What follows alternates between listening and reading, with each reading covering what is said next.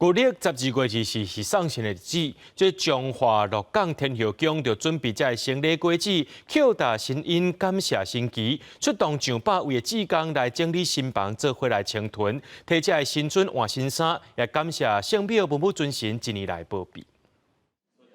志工用青瓦甲妈祖婆新春的用野饼好清气。旧历12月24是台湾民间习俗内底送神清屯的日子，固定古迹鹿港天后宫出动正百位志工来甲庙内环境拼咧。尤其咧整理新春爱特别细致甲斟酌，因为鹿港天后宫的妈祖婆拢有上100年的历史。因咱伫新房内面的新春吼，拢是上100年的新春。所以讲咱咧整理是爱足轻的，无会去破坏它本身神尊的一些油漆啊、一些漆线啦。今仔吼，就是咱民间吼讲的吼，咱来上神的一个日子吼，庙恁吼是来清屯，然后谢太岁跟谢刀庙，感谢讲吼，伊今年吼几年通天吼，甲咱保佑吼，咱一家大细吼，拢会使平安顺遂。除了庙方会准备生礼果子、谢太岁、谢刀庙，一般人家厝也会送神清屯。然后伫厝内安太岁民众，嘛会伫送神听金的时阵，